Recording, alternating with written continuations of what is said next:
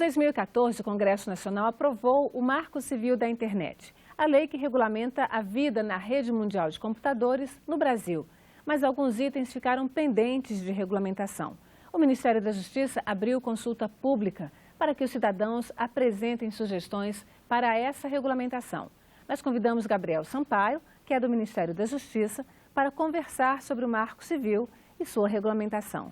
Obrigada, Gabriel, pela sua presença. Obrigado, Márcia. Então, como é que está esse período aí de consulta pública sobre essa regulamentação, especificamente? Márcia, esse período de consulta pública é muito importante para todos nós no governo federal. A história da construção do Marco Civil da Internet, ela está diretamente relacionada à consulta à população. Em todas as etapas da construção da lei e agora do decreto, nós abrimos um processo de consulta da sociedade. A internet é hoje um elemento fundamental da nossa democracia e da nossa vida social. Portanto, é fundamental que a população opine sobre os elementos deste Marco Civil. Há pontos que a lei exige que haja um nível de regulamentação para que a aplicação da própria lei seja ainda mais efetiva. Então, nós temos elementos a serem regulamentados envolvendo a neutralidade de rede, que é um conceito importante para o Marco Civil da Internet. Nós temos elementos relacionados à privacidade, aos dados pessoais, às comunicações privadas das pessoas, assim como pontos relacionados à fiscalização e transparência na internet. Todos eles estão, neste momento, em consulta pública. É possível que o usuário, a partir de um texto inicial que o Ministério sistematizou, e esse texto já vem de uma primeira consulta em que toda a sociedade opinou de forma livre sobre como deveria ser esse texto. Sistematizado, então, a sociedade pode opinar sobre todos os artigos, incisos, todos os elementos que foram propostos para esse debate no Ministério da Justiça. Quais são os pontos que estão chamando mais atenção do usuário da rede? Nesse momento, o que tem sido mais comentado tem sido tanto os elementos relacionados à neutralidade de rede, como em relação à transparência, à fiscalização por parte dos provedores de conexão, todos aqueles que operem na internet. São os temas que, em geral, têm tido maior número de comentários. A neutralidade de rede, apesar do nome, é um aspecto quase que técnico, né? A capacidade de acesso que o cidadão, na verdade, vendo aqui da ponta de cada usuário, que o cidadão tem a uma conexão de qualidade. Como é que está essa questão? A gente já conseguiu resolver alguns pontos de você contratar um pacote com uma determinada capacidade e não receber nem 10% dessa capacidade, por exemplo? Nós sempre insistimos que a neutralidade de rede é praticamente o coração do Marco Civil da Internet. Por quê? Porque ela garante o aspecto democrático, o aspecto plural, o amplo acesso à internet, como um aspecto claro da democracia no seu uso irrestrito e público. Então, o que a neutralidade de rede visa garantir é que o usuário não seja prejudicado por formas de tratamento que não seja isonômico, seja do ponto de vista de serviços como aplicativos, né, qualquer forma que possa deturpar esse caráter público da internet. Que tipo de sugestão vocês já receberam nesse sentido? Olha, de modo geral, o texto que foi proposto, ele tem sido bem recebido à medida em que conseguiu compreender as exceções de neutralidade de rede como muito restritas. Então, só pode haver algum tipo de gerenciamento na internet, ou seja, todos os usuários compreendem o spam como algo indesejável na internet. Então, esse é o tipo de exceção à neutralidade de rede, de gerenciamento de tráfego, que pode ser feito. Em momentos em que há congestionamento na internet, pode haver um risco de queda, de modo geral, da internet, que possa haver algum tipo de gerenciamento para que a estabilidade do acesso seja garantida ao usuário. Ou seja, a neutralidade de rede tanto garante diversos modelos de negócio, ou seja, espaço para que aplicativos novos se desenvolvam, para que haja sempre a experiência democrática na internet de aplicações sendo oferecidas para os usuários de um lado, como de outro, tolera situações muito específicas para que a estabilidade da rede seja garantida aspectos democráticos. Você pode citar algum exemplo desse gerenciamento específico? Por exemplo, se a capacidade da rede não suporta o nível de usuários, pode ser gerenciado para que lado? Por exemplo, garantir acesso de provedores de serviço de saúde, por exemplo, alguma coisa assim? Há uma menção expressa em relação à garantia dos serviços de emergência. Em geral, eles estão relacionados, por exemplo, à telemedicina. Em geral, quando se tem uma possibilidade de fazer algum tipo de uso por meio da internet, e isso tem sido expandido ao longo dos anos, para que isso garanta a saúde de um usuário, isso pode ser tido como exemplo, situações de serviços de calamidade pública, em que precisam ter um acesso rápido e direto pela população para garantir que haja a proteção e dos aspectos sociais necessários. Então, tudo que esteja relacionado a esses serviços de emergência permitem que haja um gerenciamento da internet para garantir o acesso rápido e gratuito da população e assegurar os seus direitos fundamentais. Você falou uma questão específica sobre transparência. Teve um cuidado muito grande na criação do marco de garantir a privacidade das pessoas, ou seja, que ninguém vai ter a sua vida pessoal exposta, além daquilo que ela própria está expondo, porque a rede é um espaço de exposição mesmo. Mas a gente começa a ouvir reclamações de pessoas que estão publicando coisas, principalmente em redes sociais, que não são pornografia, que não são ofensas, muitas são posicionamentos políticos ou posicionamentos sociais com relação a questões sociais e tem as suas publicações bloqueadas pelos provedores das redes sociais, previamente, quase que uma censura prévia. Tem alguma questão específica nesse sentido? Olha, o Marco Civil da Internet, o decreto, ele, pelos limites que a lei nos dá, ele reforça a necessidade do cumprimento da legislação brasileira, portanto, independentemente do local onde esteja sediado determinado aplicativo, é necessário respeitar a legislação brasileira de proteção ao direito do consumidor, como os aspectos em relação à privacidade. Tudo isso é necessário que haja o respeito da legislação brasileira. Cada caso deve ser analisado de acordo com a sua peculiaridade, mas o decreto reforça, de um lado, a transparência em relação ao uso dos agentes econômicos em relação aos dados pessoais e a necessidade de tratar de forma transparente ao usuário que tipo de análise ou tratamento é feito em relação a esses dados e, de outro, no reforço à legislação brasileira, garantir que na relação de consumo daqueles que usam determinados aplicativos seja respeitada a legislação brasileira e os direitos do consumidor. Então, em cada situação deve ser analisada a relação do consumidor com aquele que presta o serviço para que os direitos do consumidor sejam respeitados. Existe alguma previsão de punição para, por exemplo, você abre um desses sites de rede social, não tem lá um endereço físico no Brasil, um serviço de atendimento ao consumidor, que seja presencial, que seja por telefone. Como é que se resolve essa situação? Deve ser assegurado ao usuário esse tipo de contato, inclusive o próprio Marco Civil, em caso de desrespeito, permite que sejam aplicadas inclusive multas àqueles que descumpram a lei e, portanto, é necessário que tanto a sociedade quanto as autoridades públicas fiscalizem e possam, em caso de abuso, denunciá-los e levá-los às instâncias competentes. Mas vocês estão criando um organismo de fiscalização? Já existe alguma coisa que não seja os serviços de defesa do consumidor, os PROCONs? Ou esse mesmo é o caminho? PROCON, Ministério Público, esses são os caminhos tradicionais? A proposta de decreto reforça, e nós estamos abertos também a outras sugestões, é o papel de cada organismo em relação a cada violação. Então, quando ela envolva o direito do consumidor, os órgãos de proteção aos direitos do consumidor serem acionados, como já dispõe o Código de Defesa do Consumidor. Há aspectos que podem ser direcionados à Anatel, por conta das competências técnicas que ela tem, advindas da própria Lei Geral de Telecomunicações. Em alguns casos que envolvam direito à concorrência, o próprio CAD pode atuar. Portanto, como já há um arranjo na legislação a tratar de cada especificidade em relação a violações que possam ocorrer, o ideal é manter o respeito a cada um dos órgãos que atuam nessa área. Isso traz uma proteção mais efetiva ao usuário e aos próprios agentes da internet. Mas para um consumidor, vamos pegar metade da população brasileira que usa rede social, por exemplo.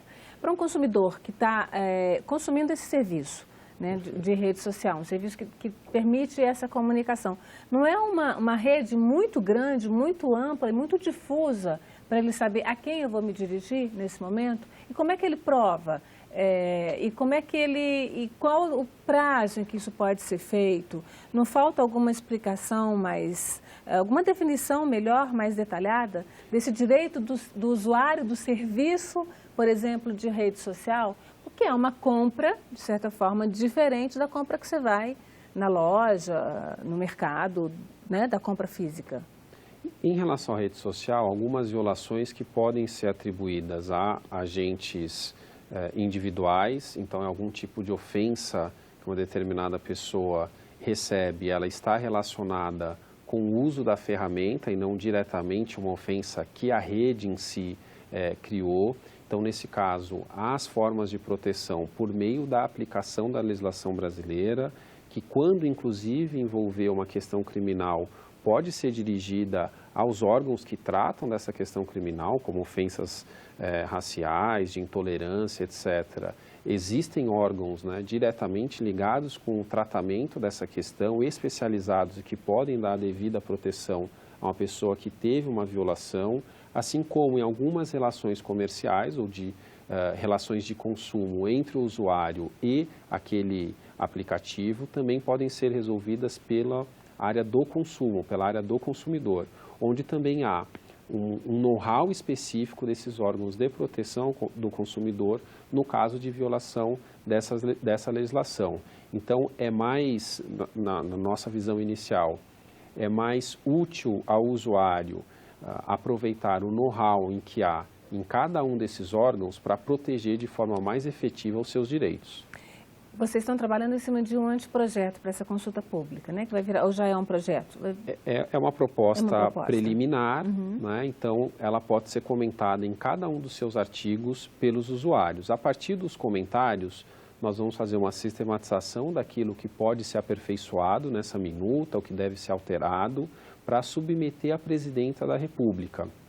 A Presidência, então, por meio da Casa Civil, faz a análise de todos os elementos que foram trazidos pela nossa consulta, com as contribuições da Anatel, do Conselho Gestor, do Comitê Gestor da Internet, para que, ao final, seja publicado um decreto e assinado pela Presidenta da República. Vocês têm um prazo para que isso aconteça? Como é que está a consulta? Quantas pessoas já participaram dessa consulta? Olha, nós temos tido uma participação bastante efetiva, mais de 7.000 visitas já foram feitas ao site, nós já tivemos quase 300 comentários até o momento, esperamos que esse debate aqueça também ainda mais ao longo desse processo de consulta, para que ao final nós tenhamos um decreto com o mesmo sucesso que nós tivemos a lei.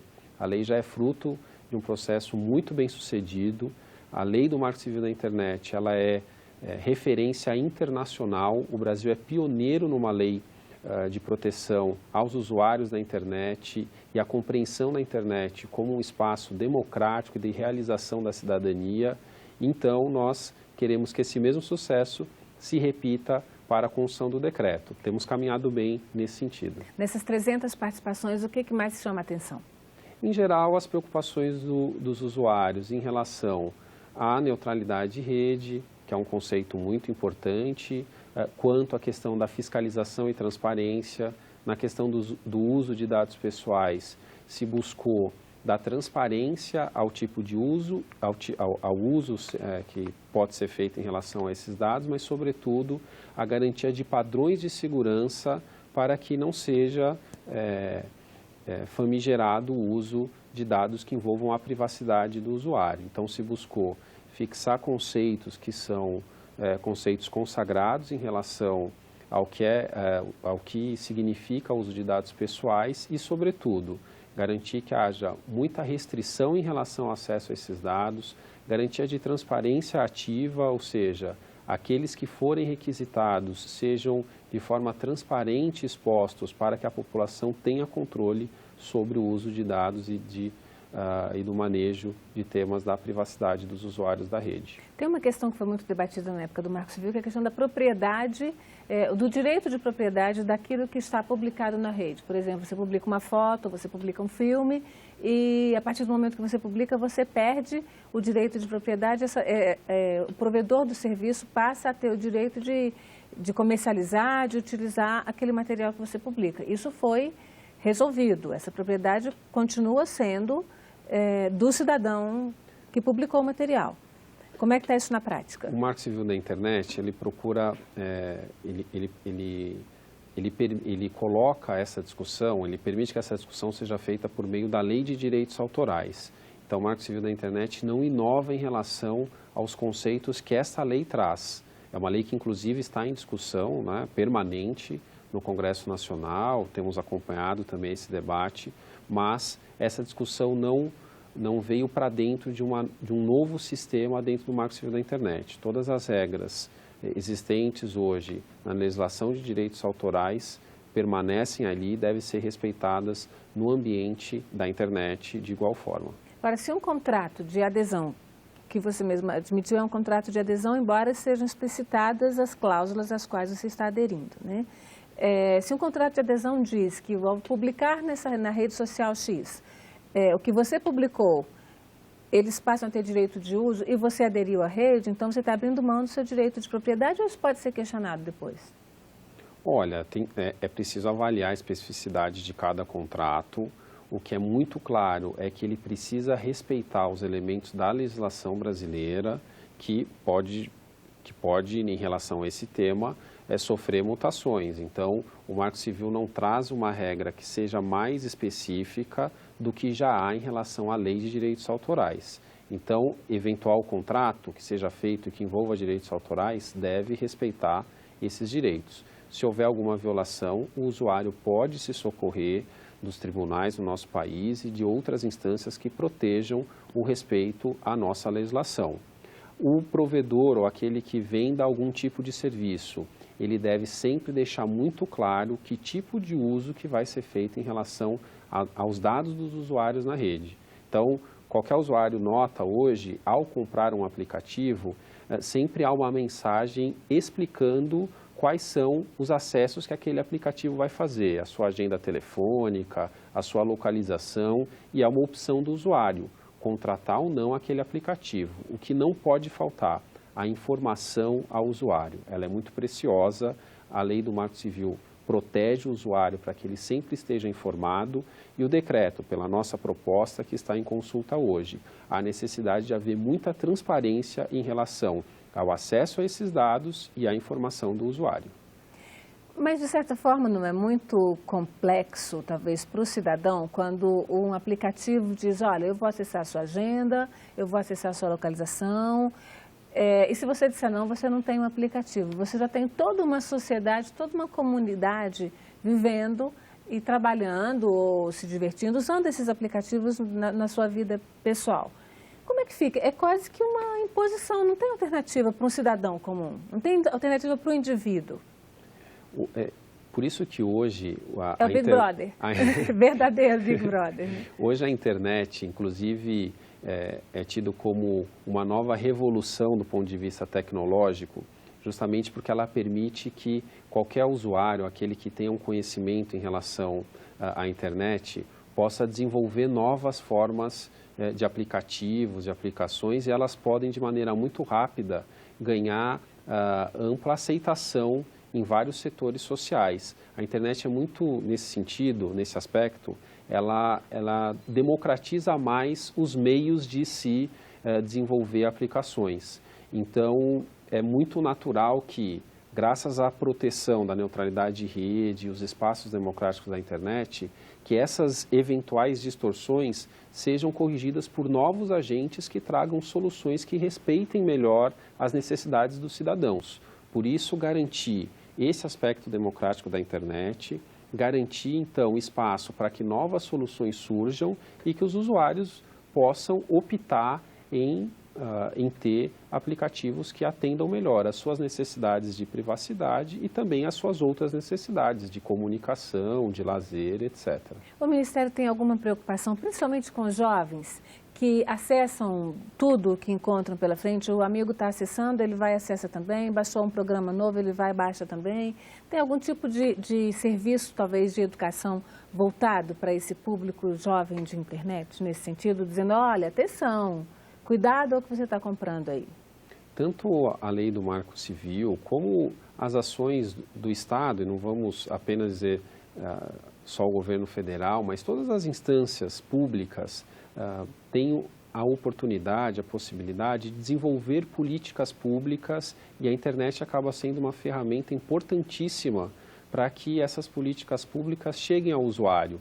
Então, hoje é cada vez mais facilitado por meio da internet que as informações cheguem de forma fácil, de forma a permitir que o cidadão encontre as formas de controle, vamos dizer assim, social, para que determinadas condutas não sejam propagadas pela internet. Então, o uso da própria ferramenta permite ao Estado também levar à sociedade, ou àqueles usuários, informações, e esse é um ponto que a internet é decisiva na propagação de informações para orientar todos aqueles, seja contra eventuais condutas ilícitas, crimes, mas até para a expansão de aspectos da cidadania. Um exemplo que nós temos hoje em relação ao Aedes aegypti é que hoje nos sites públicos há uma série de informações, elas circulam nos sites do governo federal com um mosquitinho onde o usuário, ao clicar, recebe uma série de informações de como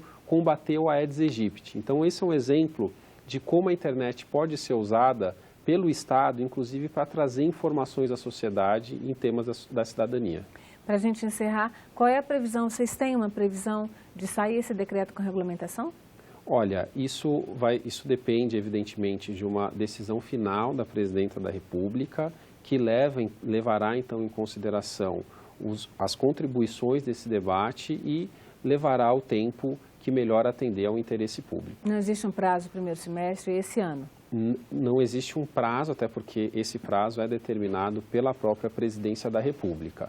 O que a maior preocupação por parte de nós do governo federal é construir um processo que seja democrático e representativo dos anseios da sociedade e das intenções que o próprio governo tem em proteger o caráter público da internet no país. Obrigada, Gabriel, pela sua presença aqui no Cidadania. Muito obrigado. Você pode enviar sugestões ou críticas sobre o nosso programa ligando 0800 61 2211. A ligação é gratuita. Ou também pelo site senado.leg.br/TV.